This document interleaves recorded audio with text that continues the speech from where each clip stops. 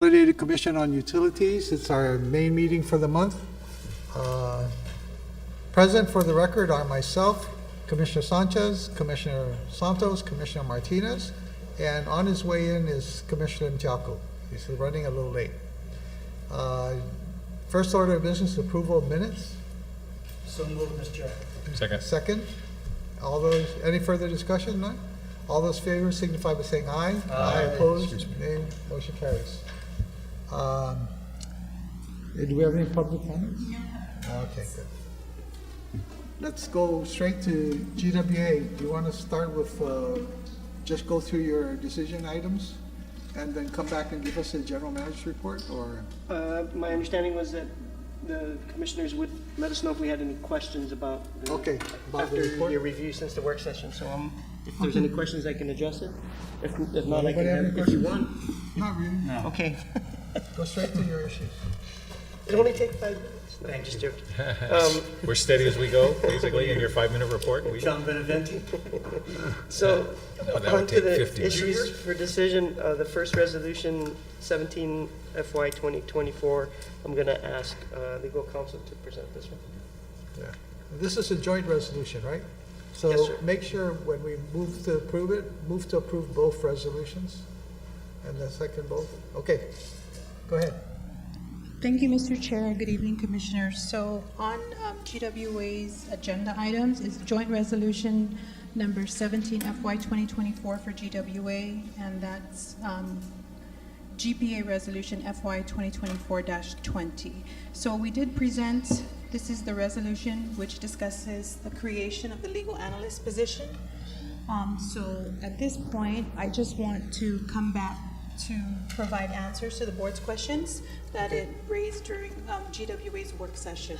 Okay. So the board had specifically asked 3 specific questions, and Commissioner Sanchez in particular had asked whether both agencies would be hiring a legal analyst, and I think the inference was for the legal counsels to consider whether or not it would be feasible to combine the position as one to serve both GPA and GWA.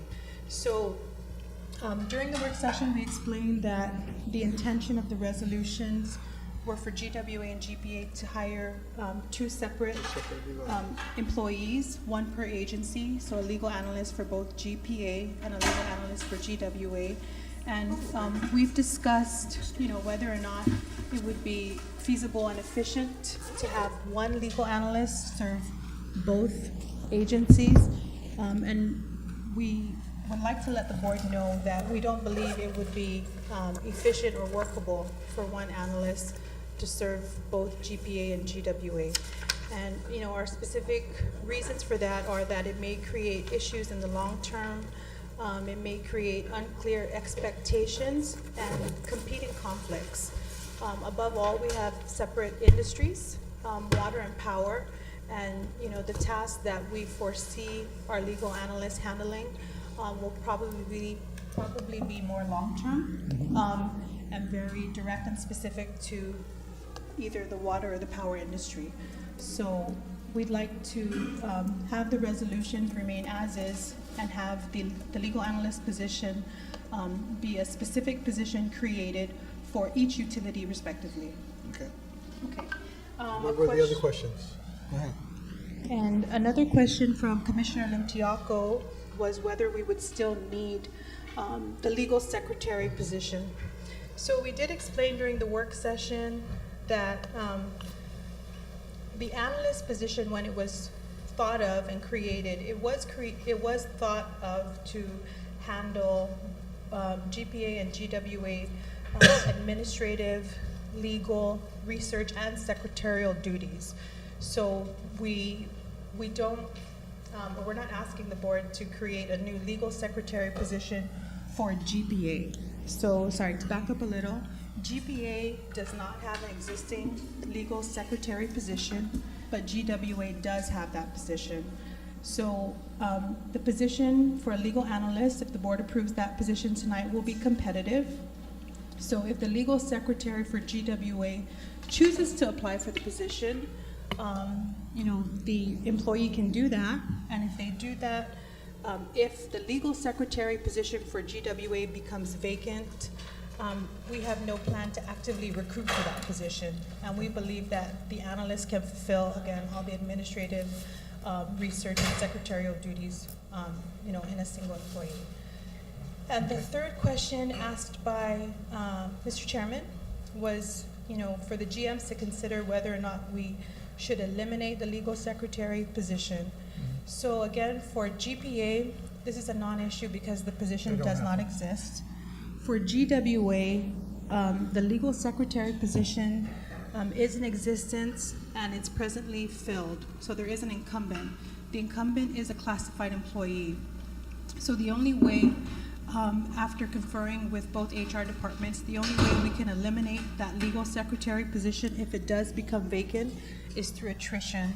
So, the employee would either have to resign, be promoted to a new position, or be transferred to another position before we could consider eliminating or removing the position from our CTP list. So those are the answers to the specific questions the board has, and we're happy to address any other questions. Okay. Commissioner Santos. Looking at, your presentation on the proposed salaries, how do you, and the HR question for me is how do you address are the applicants knowing that there's a 50-cent difference when you walk into this job? You're gonna get paid more if you work for GPA? Or how much flexibility do we have to say that Only the result everybody of the- starts at this rate? The percentile? That's the percentile issue that we're dealing with. Yes, because it's ranges, so there is flexibility within the range to hire per year utility. Yeah, but again, I'm just looking at, clearly it's stated, right? GWA, you're walking at 61.1, and GPA, you can start at 62.2. It's right off the top here. I want to apply to work at GPA, I'm gonna get $1,000 more. Do we have the flexibility to say, this position that we're creating starts at this rate? Based on whatever criteria. As long as it's in between the range, we have the flexibility. In other words, you can quote, let me ask a question, can you quote a GWA applicant to be starting at 62,002? I think so, as long as it's as long as it lines up with the step, I don't know, Okay, maybe I'm not reading this right now. So I'm looking at the scale. yeah. Yeah, so the scale's right there, right? So the person sees this, I want to apply to GPA, so I want to make 62. I'm qualified to make 62. Why should I apply for 61.1? I'm sorry, why take a job down one lower? I'm trying to make it where you guys have the flexibility to say, I want to hire you, and this is your starting wage. And it's the when same. they walk in, they go, okay, Again, as long as it's between the minimum and the maximum, then yes. Maybe it's just because one's at the 25th and one's at the yeah, I mean, 30th. that's Yeah. unfortunately what we're chasing, But right? I'm with you, just make it the same number. Okay. No, I'm just throwing it out there, right, for discussion, because in this day and age, workers look at you and just basically said, the hell, I'll go look for another job. Or find out that you can board them, they don't even show up for work anymore. So I don't want that to be done because it's a 50-cent difference in something that's published. Published. I'm throwing it out there, right, for discussion. And making sure that when we do, because you're gonna get applicants, I'm sure. And they're gonna look at, on HR people, you have to explain we're the 25th and they're the 30th, and we're chasing to be at the 30th like everybody else. Just make them the same. No. Yeah, I'm with you, just make them the same. Because we can, right? We can Yeah. adjust our CTP. Yeah, Maybe or, 60. I mean, I think, because you general picked the managers 25th. I think the general managers have the flexibility. Yeah, I think of it's what just they because you offer. picked the 25th, it happened to be $1,000 cheaper than the 30th for GPA. Why don't you just start them at the same, right? That's where you're coming from. It makes sense to me. I mean, Because after that, it becomes your performance. and they're in the same building, and, our councils work together. I mean, why would, Francis applies for GPA, I apply for GWA, and I'm making $1,000 less than Francis is, just because, and I'm in the same building doing the same work, right? Why not just match it up? Again, if it's we have the flexibility as long as it's within the range. So for GWA, because we're lower, You're gonna go up, we can go up the range to when we make the you offer. can't see GPA going down the range. Okay, Right? Okay, at least they understand. I'm okay. Any other questions? Anybody have a motion? Move to approve, Mr. Chairman. Okay, second. Any further discussion? No? All those in favor of the motion to approve Resolution 17 FY 2024, and the motion also includes Resolution FY 2024-20, right? Yes, Mr. Chairman, both Okay, for for both GPA resolution- and, yes. GPA and The two GWA. resolutions you're reading at the top, Mr. Okay. Chairman. Yes. So therefore, all those in favor signify by saying aye. Aye. Aye, opposed nay, motion carries. Thank you. Next, Mr. Chair, is Resolution 24-FY 2024, and this is seeking approval of the procurement of laboratory testing services that are required for regulatory compliance. This is both for Safe Drinking Water Act and Guam Primary and Secondary Safe Drinking Water Standards. The contracted services will be through Eurofins and Eurofins Eaton Inc. So this is an off-island lab that does the analyses that we cannot do on island. The cost that we're seeking is approximately $593,000 per year for a base contract of 3 years for a total of $1.778 million. We intend to implement this in July of this year, and as I mentioned, an initial term of 3 years. And this is funded through revenue. I think there were some questions from the work session, specifically about whether or not we have done a cost-benefit analysis for GWA to conduct these analyses ourselves. And the answer to that question is, as I've been informed, there was in the 2000s a cost-benefit analysis that was conducted, and it concluded that it was not feasible for us to do all of these analyses, which is why we contract them out. Just in terms of estimating what it would cost us to do this, for capital costs, we would need to essentially, we need more space for the additional laboratory and equipment needed to conduct all of these tests. We would also have increased operational costs. So just to put some numbers on it, based on estimates that we've come up with, the capital cost for setting up would be on the order of $8.7 million to include, essentially we need a new building. New building. This is a building. Yeah, and then that would also include equipment, just for this one setup for example, PFAS analysis, that's $500,000. For gas chromatographs, we would need 5 at $120,000 each, so that's about $600,000. So all of these costs, including the bench sinks and fixtures and furnishings, that plus the building cost would total about $7.2 million, and then an additional 1.5 for $500,000 for laboratory certification, and then additional power upgrades for backup generator. We anticipate another $1 million. So the total capital cost there would be 8.7, and then our yearly costs to provide the personnel, the equipment maintenance and calibration, materials and supplies and reagents, and disposal, waste disposal costs would be about $930,000 a year, and we're paying right now $560,000 or so for those same services. So it doesn't make financial sense for us to do all of this, and that's why we are contracting out. There was also questions about what does it take to get certified. The process would have to go through EPA and Guam EPA for laboratory certification.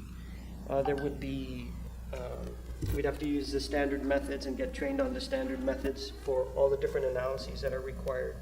We would have to expand the QA/QC program to include all of those. There would be proficiency testing annually that we would have to do for all of the methods. Have a certification officer training, and then we'd have to have compliance audits for all of the methods on a periodic basis. So there's a lot involved with expanding the laboratory in order to, accomplish this. Where are these guys from? I think they're located on the west coast. Is that correct? That's how you get samples to them, or just be packed and sent out? Yes. The additional problem also with us trying to do these things, the laboratory reagents, the supply of that, some of them don't have a long shelf life and that kind of thing, and so we think it would be fairly problematic for us to try and kind of maintain all of that inventory. And even for some of the samples that We do round. Eurofins does for us, it's so specialized that not even that's their business, and they don't even do it. They farm some of it out. Like I think the wet testing on the wastewater effluent, they farm out, and the PFAS testing, there are very few laboratories in the States that are certified to do this, and Eurofins just happens to be one of them. So that's very complex. Okay, so, 2 questions. One, are they licensed to do business in Guam? I believe they, Somebody want to answer that? They are licensed to do business in Guam? That's how we're there. They are a vendor of Guam? Yes, that's how we have. And do they pay GRT? We don't know. We don't know if any of our vendors pay GRT. Okay. Mr. Chairman, this issue was raised at a recent government meeting, at a question that was posed because our legal bond counsel does not pay GRT on the fees that we pay them. Okay, so that issue is now being researched because there's a lot of money involved. Yeah. At the end of this contract, there's a lot of zeros that are going to be involved. And it's only right that every company that wants to do business on Guam will and must pay GRT. That is the law. Okay?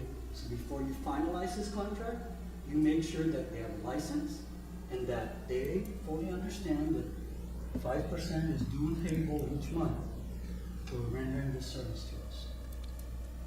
Question Yeah, on that, Commissioner- though. Commissioner If the vendor is incorporated, you're buying a widget from a California company,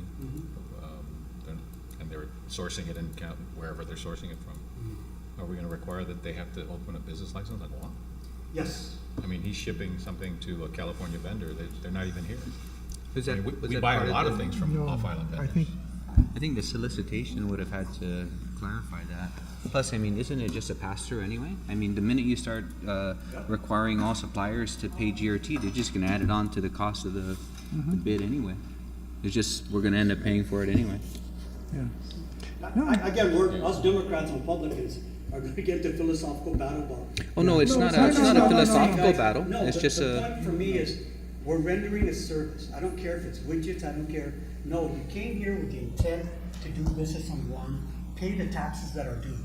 Okay, that's my pitch, okay? You guys don't agree? Well, that's another 5% we give away, and only today, because we have so much money, we don't care.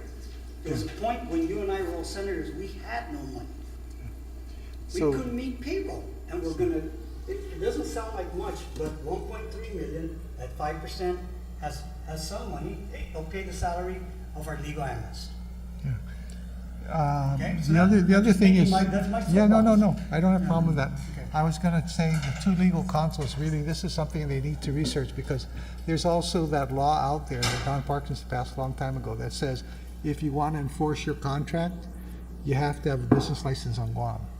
And that's what happened to the Hyatt Hotel and their lender in But I would hate to lose a vendor in Kansas No, who is selling us a service, right? I mean, I I get appreciate, it. I mean, this is just like almost philosophical, I guess, but not partisan. I mean, I would hate to lose a vendor, like he's sending something to somebody or he's buying something in Kansas, a truck in Kansas from a vendor that won a bid, was the lowest qualified bidder, but does business in Kansas, but he was the lowest qualified bidder. we're not gonna buy the truck because we have to force that vendor to incorporate in Guam, we're gonna start losing vendors. That would be my view. How much does it cost to incorporate in Guam, Simon? Take a guess. Well, if I'm in Kansas Take a selling, guess, Simon. not much, but I mean, not Take a guess, here. Simon. Tell the people at No, Guam. very little. That's right. But I'm not sure, I'm not sure a vendor might say, then go buy it from It's somebody not the else. only vendor available. Yeah.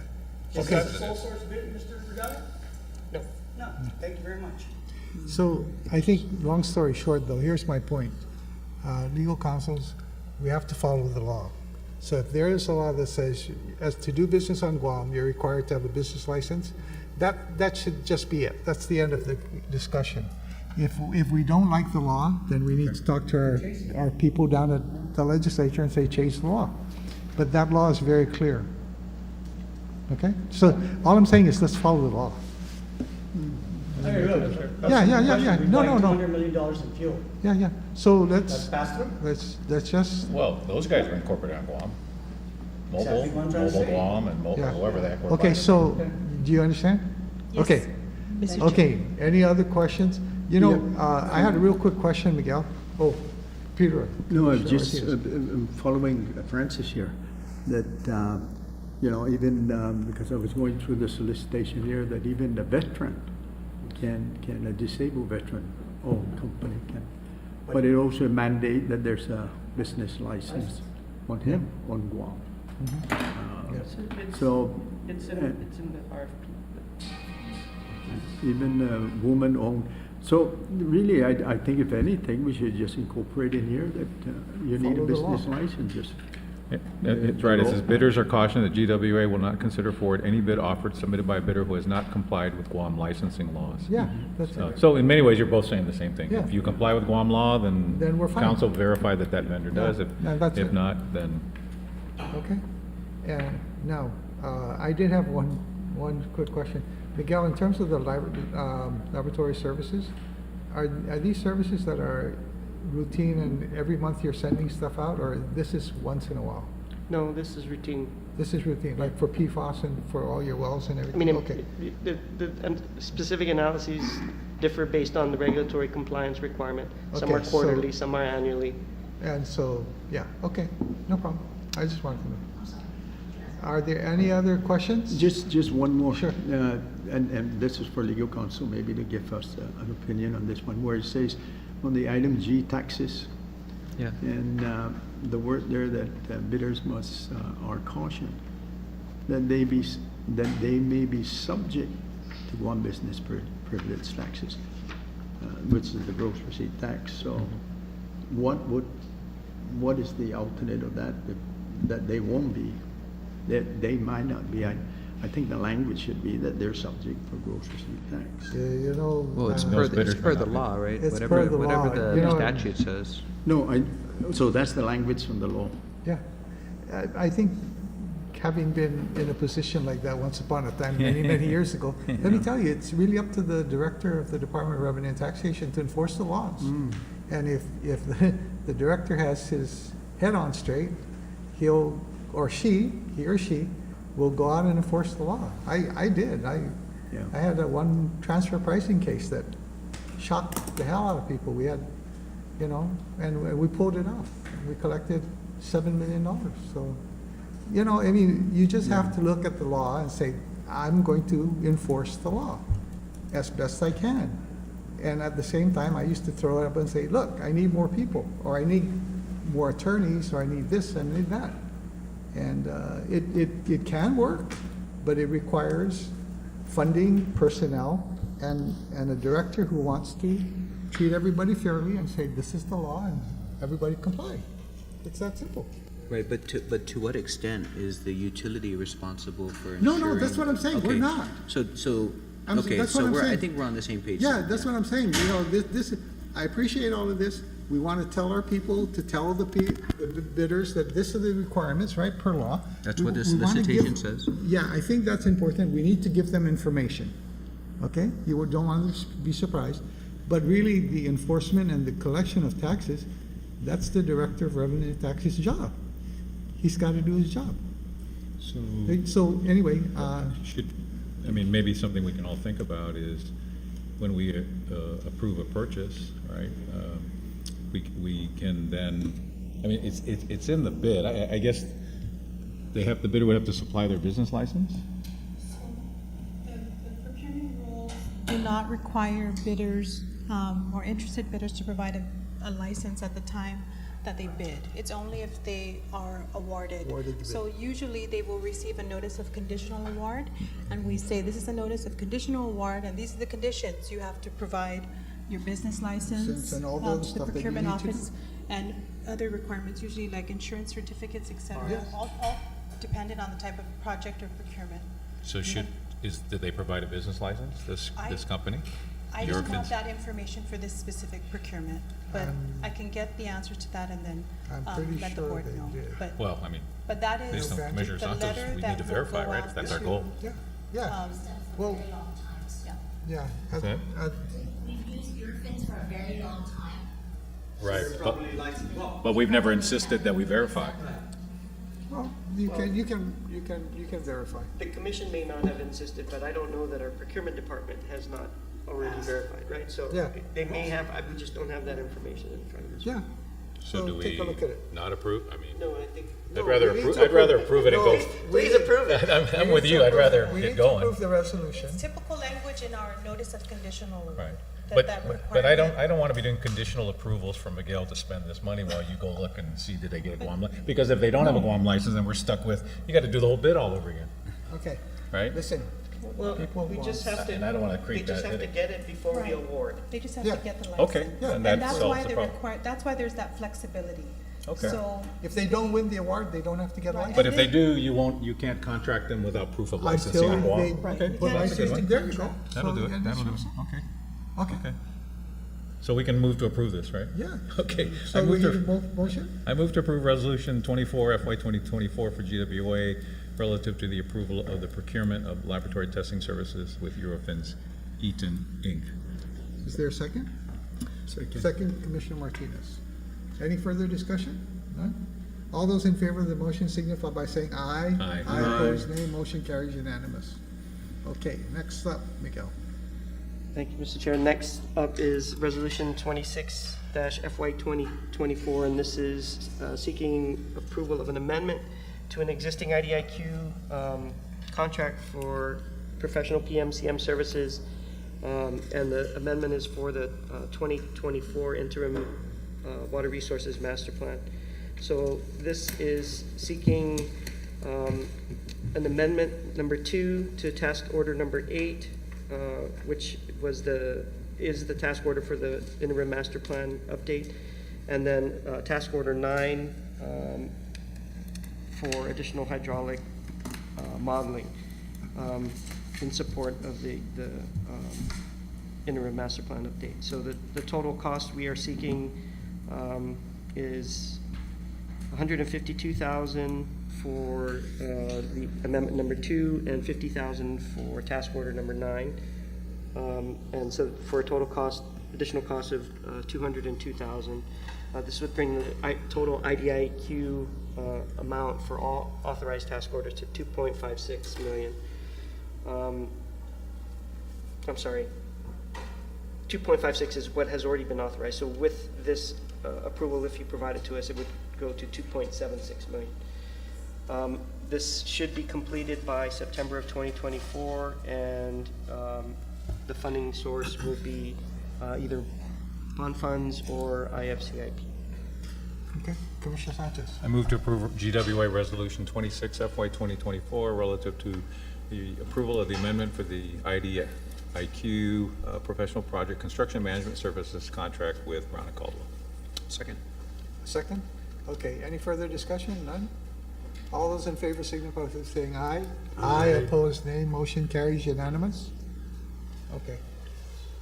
Next order, Miguel. Next, Mr. Chair, is Resolution 28-FY 2024, and this is seeking approval for us to procure design-build services for GWA's SCADA system phases 1 and 2.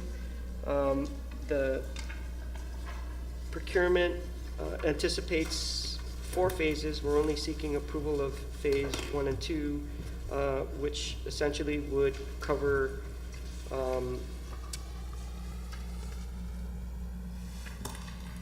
the control center. Phase 1 covers the control center construction. Phase 2 involves the integration of all locations with existing SCADA at the sites, and then connecting them to the control center. And then phases 3 and 4 are future projects involving putting in SCADA systems at phase 3 for potable water facilities and phase 4 for wastewater facilities. So those may proceed simultaneously, not necessarily sequentially, but we'll come back to you for phase 3 and 4 work. Our estimate for phases 1 and 2 is $4.8 million to take care of the design build for this portion of the SCADA system. We anticipate a contract procurement contract length of 450 days to complete the work. And we anticipate using bond funds, and we've also applied for some other grants that, if they become available, we can apply to this project. Okay. Any questions or motion? Yeah, move to approve GWA Resolution 2824 relative to request for approval to procure the design build of Guam GWA SCADA system. Okay. Is there a second? Second. Second, okay, questions? Just have one question to go. Sure. Aftermath of time, all our SCADA expert consultants appointed by FEMA recommended for GWA to standardize its SCADA system. Is FEMA going to help us? Well, we've applied for grant funds. Or From FEMA. specifically for FEMA? Yeah. That's it. Okay. Any further questions? None? All those in favor signify by saying aye. Aye. Opposed, nay. Motion carries unanimous. Next. Next is Resolution 29 FY 2024, and this is seeking approval of an IDIQ contract specifically for hydraulic modeling services and GIS support services. So my understanding is this will be two separate contracts for, kind of overlapping services. The GIS and the hydraulic modeling kind of overlap. But there are two separate firms that will be conducting the work. The first part of it includes the hydraulic modeling of water and wastewater systems for a period of 5 years, and this is to assist us with the modeling that is required as part of the consent decree. Periodically, we have to, after we make some improvements, we have to remodel and recalibrate the model, so on and so forth, in order to confirm the improvements are having the desired effect. That's part of the consent decree. And we also have the occasion to update the models as we as new developments come online, so on and so forth. So that's for the for the hydraulic modeling portion, and that would be going to Brown and Caldwell, and for a project cost of $2.145 million over a 5-year period. And then the GIS work to kind of support that would be awarded to Duenas Camacho and Associates, and that contract is estimated at $835,000 for over the period of 5 years. And the total cost that we're seeking for both projects is $2.98 million on a time and material basis and a task order basis over that 5-year period. And the funding source for this will be through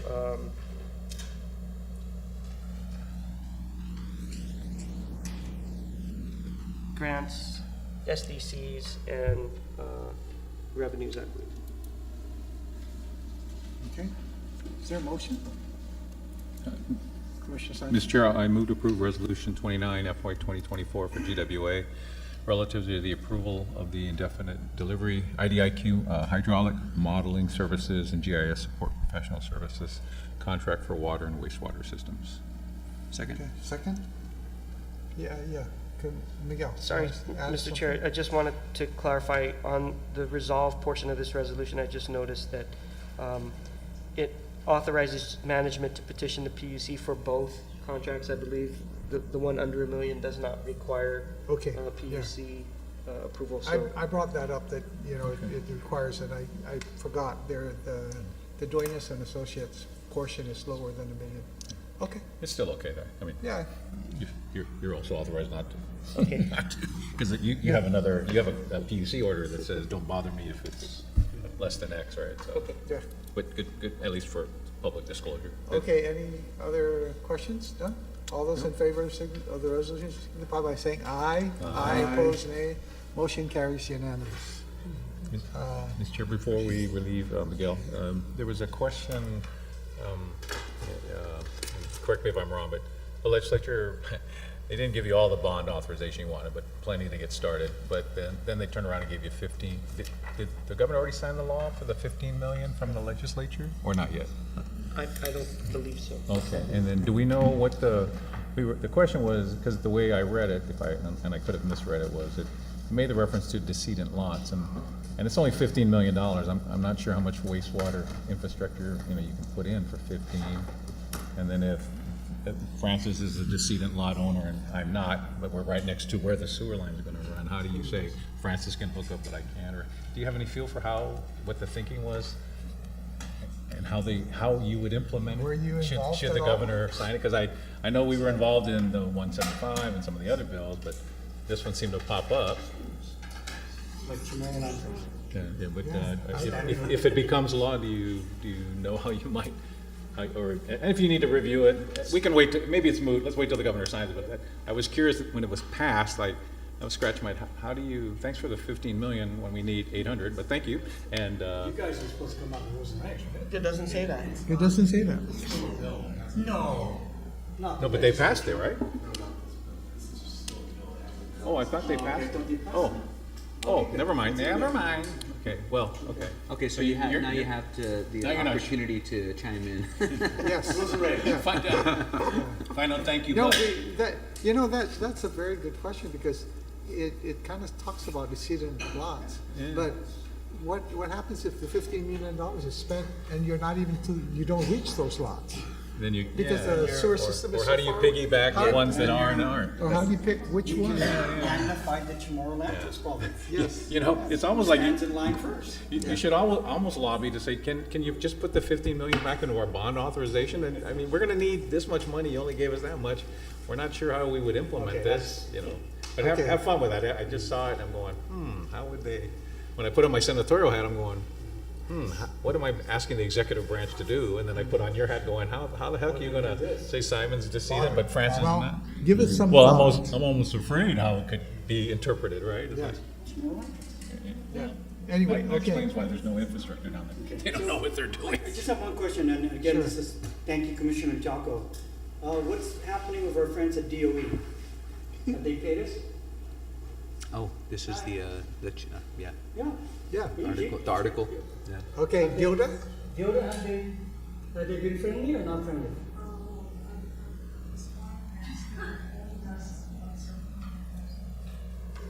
And have you given them notice? The article suggested that you have given them a disconnect notice, right? Yeah, we're in constant contact with them, trying to. Our customer service collection team is always in contact with them and, providing notice, when school's not in session. Okay, well- We are more It's aggressive. timely because from last statement by the superintendent, I think 8 schools are not gonna open, so it's not like they need water or power. They're not gonna be open and can't serve the students, so give us a better solution. The water's running and water power is on, right, as we speak, so make a pitch before school opens. At least a payment plan, right? Something, start I mean, collecting they it. didn't have a payment plan. They're always on the payment plan. Yeah, you need to, every once in a while, you need to do what we used to do, just cut a school off. I Yeah, was cut off DOE Central. It does get their attention. yeah, it does get there. It does get their attention. Yeah, okay, Thank you. thank you very much. GPA, you're up to bat. And Jen? Acting, Switch. you want 5 minutes? You're ready, she's ready. This is John Donovan, this is not John do it. Donovan, this is Jen. Come on, Jen. Let's do it. Are we doing the GM report? No, Just go unless- straight unless to there's the something, issue. unless there's something Go that's straight not, to the- that's unusual. Listen. Well, wait, I believe some temporary generators are online? Yeah, that's already, it's all there. So, let's go to the resolutions. The evening of the work session. It turned on. They made it up to 20 megawatts, so we do have them commissioned John for was telling me 20. it's being phased. Yeah, and then one of the armchair quarterback postings was saying GPA will never maintain these generators correctly. Does Agreco maintain them? They Or are we? under contract. It's a for lease. yes, Yeah, so, to operate and maintain. so that, fake news again, Agreco leases it to Guam Power Authority and maintains those generators, kind of similar to other PPPs. If that generator don't produce power, you're gonna talk to them. Yes. Okay, but they maintain it, okay, good. Okay, Jen, what's the first resolution? So the first resolution, Mr. Chair, is FY 2024-24, and this is relative to authorizing Guam Power Authority management to overhaul PD number 7. Did you have any questions on this resolution? Okay, real quick, Motion to accept and approve is checked. okay, is there a second? Second? So, This is just for- give us the highlights, like, So PD 7. when are you gonna do it, how long? So we are scheduling it for FY 25, and Commissioner Limtiaco asked when How long? FY 25 next. Yeah, I was mainly curious as to whether or not we're gonna have capacity to take it down and do So the overall. it would be best to try to do it before May, as we've mentioned before. May starts our high peaks. We do have to order some of the parts, so it may be dependent on that. Like Greco has provided the 20 megawatts. We are doing the Jigo hot section, so we're hoping to gain the 4 megawatts by August. We are still also trying to recuperate some of our other units, so we're looking at some capacity, and this is just needed, just like we did Jigo hot section, Machechi hot section. It's due for a PD7, so we do need to put some effort in trying to keep maintenance up on these units, or we may lose them for a longer period of time. Okay, and this is $3.5 million. 3.5, sir, and this, it's kind of similar to the numbers we've seen with the Jigo and Machechi units. It's a little bit bigger, so we're hoping we're still within the range. Okay, okay, Commissioner Sanchez? Yes, Mr. Chairman, thank you. I move to approve GPA resolution. we Already? we did Yes, that. oh, let's vote. No, let's vote. When? When's the when? Like I said, we're hoping to order parts. We just need to get an estimate as to when those parts can all come in. And then we That'll would, dictate. typically 6 months, 4 to 6 months is what we've seen. This is a different unit. It's different from the LM2500s. This is a G frame 5 unit, so we're still sourcing vendors right now. And this is under Temis as a PMC contractor, so we are asking to contract Temis to proceed To with do the do- overhaul. Yeah, okay, Oh, wait here, I gotta understand something. 3.5 to do this, but what's the cost to ask tenants to do this? So there's an estimate, sir, because we don't have the full final close, and Temis has a 15% added cost to any contracted cost they get from their sourced vendors. 15% off. The quotes, they go through a procurement process, so they add their pricing on top of that. is that still included in the 3.5 million? That's what I think he's It would asking. be included, unless we come back for any adjustments to do. So this any is their higher costs. estimate, the It's the budget. 3.5 It's is the their budget. budget. Yeah, it's the budget. That's their estimate. We have 3.5 plus 15%. No, No, no, No, that's the 3.5 budget. All in. If they go over, they gotta come back. Yeah. it's 3.5 including everything. Including their 15%. Parts and labor with their parts and markup. their That's all we're markup. approving. If they It's exceed it, 3.5. they have to come They back would- and yes. they'd have to come back. We won't know that until their procurement is done. Okay, And this will extend the life of this generator. Well, it'll help it, right now, we have some issues with PD7, we've got some things we need to work on, but this will, not limit their output. And it does, just like the Jigo and Machechi units, when we do these maintenance, we see wear and tear on the turbine blades just because of their extended operating hours, and this is a maintenance that's necessary over time. to get it back to 40 megawatts. Maybe not 40, sir, but maybe It's 35. max, it's yes. max. But the overhaul will allow for how much more back? I will check into that. Normally, you have an extended 20 or some thousand hours before you would need to go through another program for go by Like this, hours. like what we're Yes. proposing, so. I mean, Mr. Chairman, I thought the Ukudu power plant is supposed to reduce our dependency on these All these other additional units. generators as we look down the road, because we're paying, a maintenance fee, the O&M fee to these guys, in addition to what, I'm just wondering, at what point do we say we're done with these, like campus 1 and 2, and we can put them to rest? So we are still evaluating reserve capacity requirements because we still haven't gotten any final numbers from the military. We are seeing some interest in growth, data centers and things like that maybe coming down the line. I think in discussions I've had with the GM, we want to make sure when we retire that we're in a good spot, and we still need the reserve capacity once Ukudu's has their maintenance For when schedules. Ukudu goes When they down, take yeah. their steam turbine down, You need this. we need reserve capacity for that. Remember, they took that reserve capacity out with the air permit, and then the potential to go down to Cabras, and then that got axed, and so now, So That- yes, yeah. we lost the 41 megawatt reserve capacity. reserve So capacity. PD7's gonna be post Ukudu, we're still gonna keep it, Yeah, I and think For a and little then while. observe, and then see what. We're gonna keep it for a little while, because, But, we still they're, like. they're evaluating.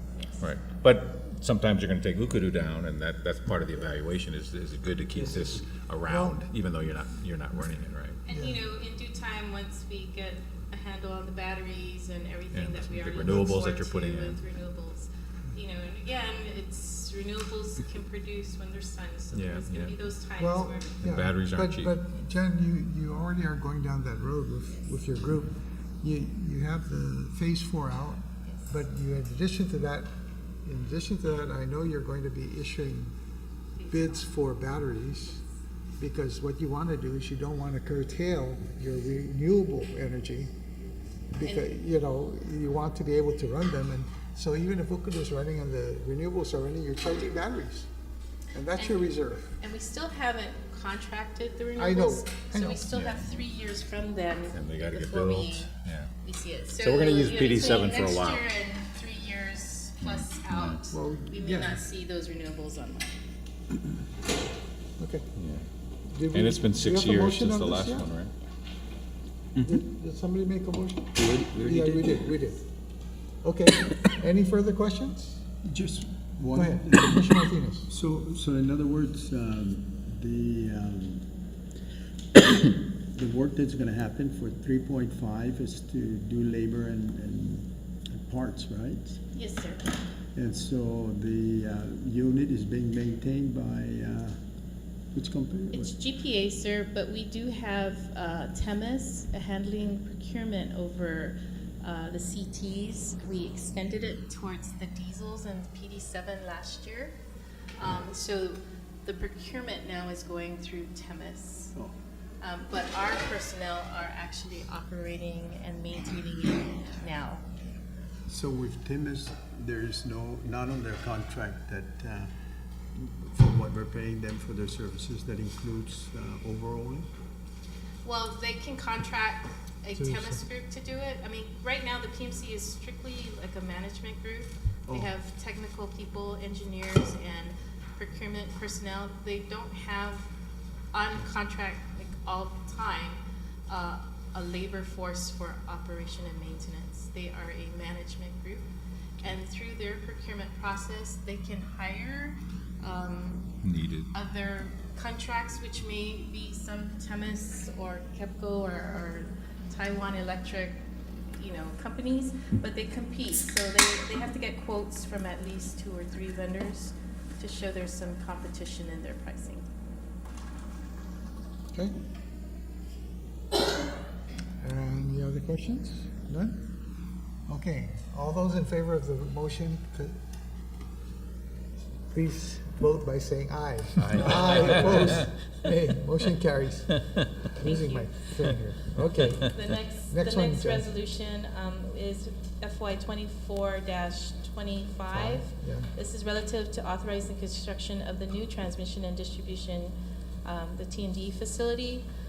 As mentioned in the work session, the existing buildings, there are 2 buildings that we are trying to replace, are over 30 years old, around 30 years old. They're still framed, and they're worn down. So we are looking to replace it with a concrete, typhoon-proof facility that will be the permanent housing for the disaster recovery for SCADA and our IT systems.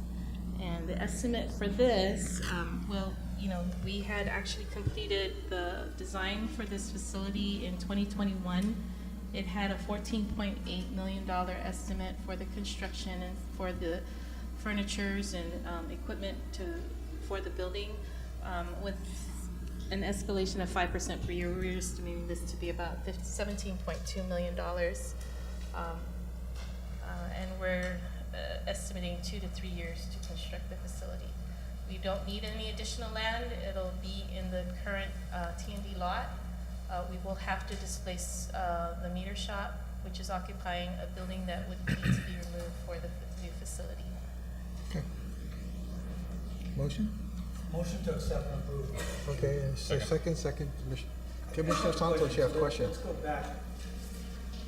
So our current backup system for PSCC is basically non-existent, right? I believe they have like a mirror system, sir, Where? but not, I don't believe it's in a separate Tell me building. where is our backup system? I think there's a small contract with Gpwa. So- That's not an actual backup system, it's just a data. So if this place got wiped out, what happens? So, How do we power up our grid? so we did have a system according to, with SCADA, I believe they were trying to work on something like not a cloud system, but something similar to that. We don't have a facility for that right now, sir, that has a backup system. We just have a backup server system. So when the pitch was made to come to us to develop a one IT system for GPA and GWA, why is this just for GPA and I don't hear GWA being mentioned? There is a facility for GWA in the building. You're gonna accommodate both Yes. Yes, at the same time, that's fine. yeah, that's fine. Okay. Okay, any other questions? No? If there are no other questions, Wait, all, what? oh, wait, How do you split the cost? What is whose grand plan is this? It's 25,000 square feet. it's, I've not heard about cost splitting. I would need to get back to you, John but we are Kim. looking to pay it. 395 for GPA. Well, I assume it's like this building, right? When we Yes. built the building, Yeah. they figured out who Yeah. back.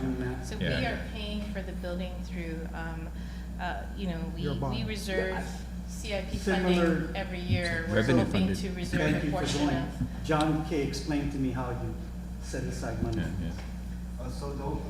The way we were thinking, we have under recoveries from our LEAC. So every year we wanted to do is set aside $5 million for this CapEx bidding. So by the time after 3 years, we have like $15 million to pay off the project. You're using LEAC to fund this, is that what you're saying? no, no. No, well, you just said. Yeah, yeah. we're recovering from Yeah, LEAC. okay. Yeah, we were recovering for LEAC, so we have some cash on hand.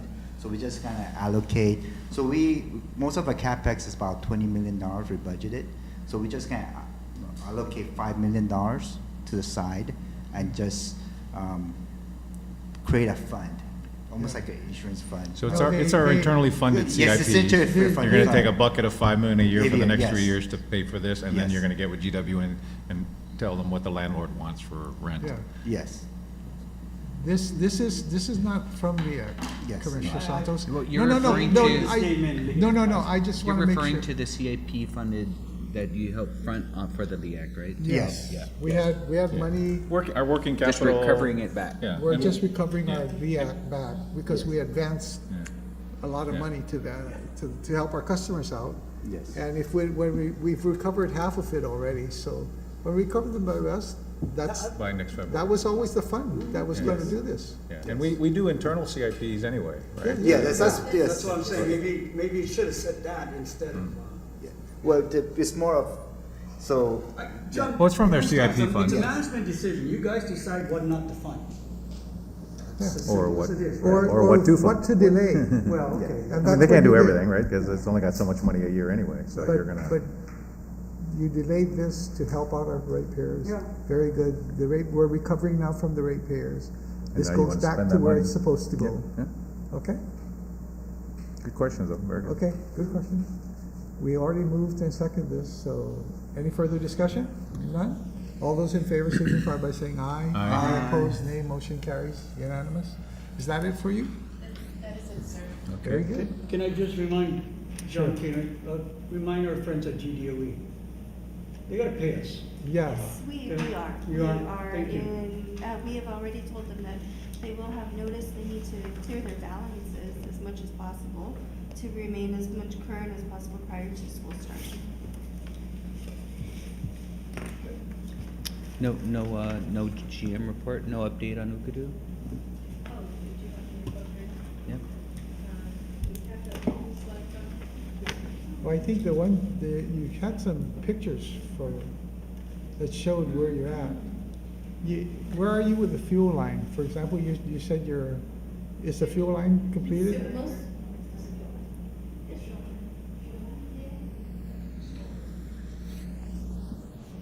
So, this is the Route 16, fuel line, and the areas that are green are completed. So the areas that I believe they're still working on is right within the fence line, across Revan Tax Building, and that's in the airport side.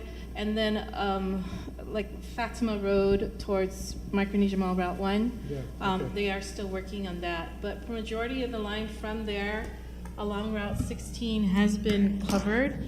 Not everything is paved yet, but the roads have been open for the most part on that. And then I also noticed along Route 1, they actually did fill in the road, so some of the steel plates are removed. So progress there as well. They still have some work, I understand, on Route 6 and along Route 1 in PD. As they connect to the fuel tank. And there is some work also going on down at the fuel farm just to complete the fuel pumping facility.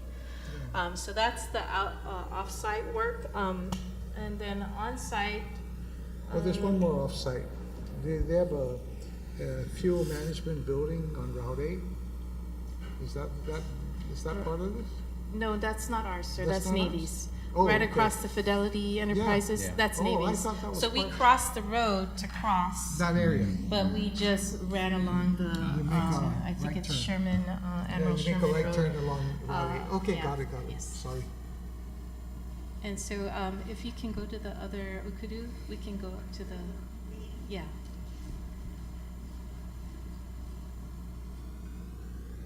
So the, as the report is indicating, we can go down to the pictures, that's fine. 88%, but that's including engineering, procurement, construction, as far as percentage completion. And you can see, this is from the backside, looking towards the mall. This is the plant, I believe this is as of June 30th. And you can see on the top right, you see the two tanks, that's the ultra-low sulfur diesel tanks. They have their roofs on, they were hydrostatic tested.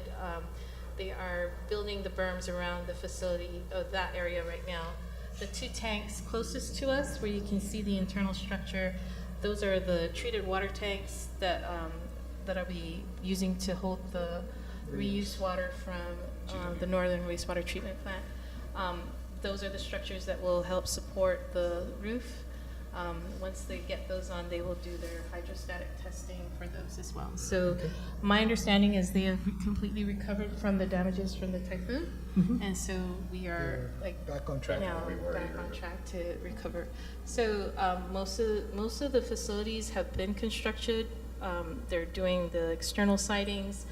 there's work inside the facilities, such as the piping, electrical, things that are just gonna take a little bit more time. You don't see it, but it's work that still needs to be done. So the control electrical building has their dispatch office, I guess we could say. That is where they were monitoring the energization of the new bus and transmission lines that went from Harmon to the Ukudu switchyard. That basically was a major milestone for them because we were able to push power and heat up the system in the lines. So that was successful. They were doing that as a test. They don't need that right now, but it was a very good success on the work that was done. And GPA helped with some of that work. We ran the lines from Harmon to Ukudu. And so that was, we had a bunch of relay folks and protection folks and everybody there to witness and troubleshoot as necessary. Okay, I have a question, Judge, real quick. Yes, sir. The Harmon substation, is that an indoor substation? No, it's not. It's not, it's an No, outdoor? it's an outdoor substation. Okay. Because in Dededo, we used to have an outdoor substation. Yes, and we then converted that. to an indoor. Yes. Are there plans really to work on? I don't have any plans on that one yet, sir, but you know, all the substations now are being required to be indoors. Indoor, yeah. No. We need that to happen. That would take some planning because we do work with Navy as a joint. Sure. It's a joint use Occupant. facility, so we would need to make sure we're not interrupting them. Yeah, good, okay.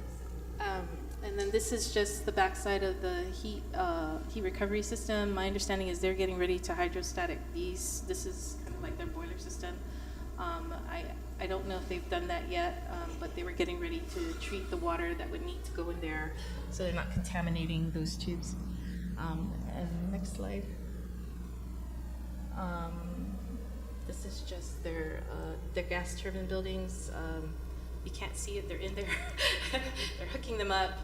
The combustion turbines. We're looking at, I'm hearing March for starting the commissioning activities, so that'll come up. We'll get more information as soon as they have more info on that. Again, this is the water tanks. The water tanks again. Next. Just again, some building, you can just see it. I mean, it just looks like a plant now, complete. Stacks are up, everything, I think.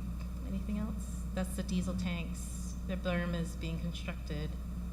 Next. Okay. And what is it? It's a $600 million plan? That was the number back then. I don't know what it is now. Well, we know what our number is to that. That's on them now. Yeah, we sold enough bonds to cover that. Yeah. Can go to the next And they one. raised well, the base rate's gonna go up. As soon as they ask us to start paying for the power, but the LEAC's gonna go down. Okay, Yeah. Thank you. thank you. Anything else that you want to Nope. update? No, thank you very much. Okay. Doing a good job. We have an executive session, Mr. Chairman. Yes, 5-minute recess. Okay. So. The other discussion.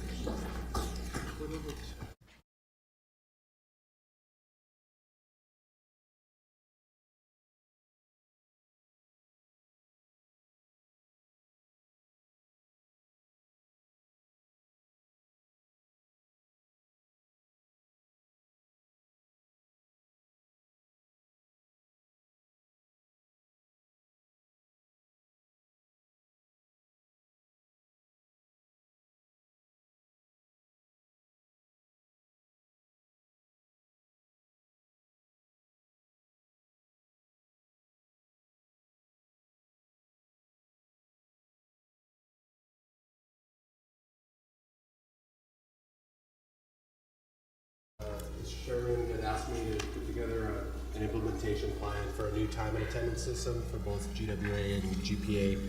So this is a quick 5 slides on the topic.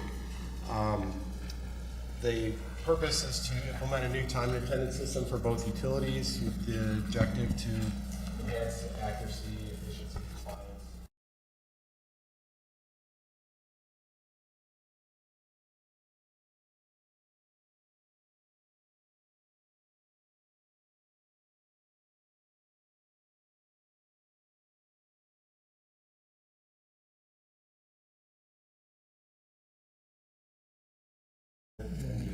for the upgrades. Correct. And so that's going to be the vehicle that we use to do this procurement. So I'll skip to the timelines because I think that's what was That's the the important part. important part that you had both asked. So if you go to the second to last page, the timeline on the comprehensive support services RFP, the published RFP is going to go into effect this month with the target to select a vendor by September of 2024. Contract review would take place in October, and then we would send it for contract approval to the CCU in November and the PUC in December with a contract start date of January 2025. And then the next page outlines the timeline for implementing the time and attendance system. So February, we would kick off the project. 2, we would do the planning in March and April of 2025. 3, we do the vendor selection by July of 2025, and then design and customize, put that plan together in August and September, with implementation going from October 2025 to January 2026. Testing would occur in February 2026 with a go-live of March 2026 would be the target. Okay. Good. It's been a long time How coming. does this tie into JDM? Is there a module?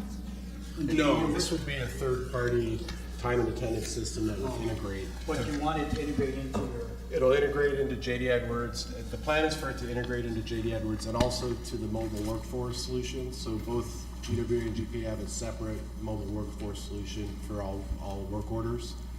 And so it would also link into that as well. Just add it to our CCU page, or since we discussed it at the meeting, just to get this, Yeah. throw it in there. Very good, though, very good, very good. Okay, I'm sorry, I forgot that one. Yeah, Okay, now, Recess. motion to rise up out of Move to executive. go to an executive session, Session. Mr. Chairman? Second? Second? Second? All those in favor signify by saying aye. Aye, opposed, nay. Motion, 5 minutes.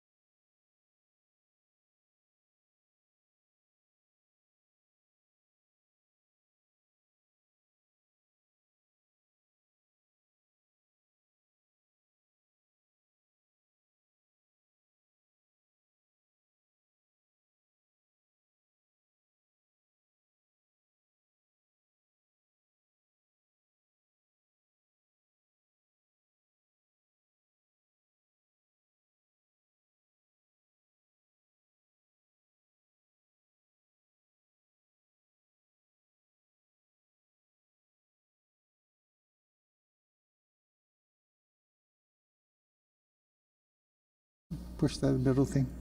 Okay, we're on. Ready? Okay, Miguel, we're in executive session. The floor is yours.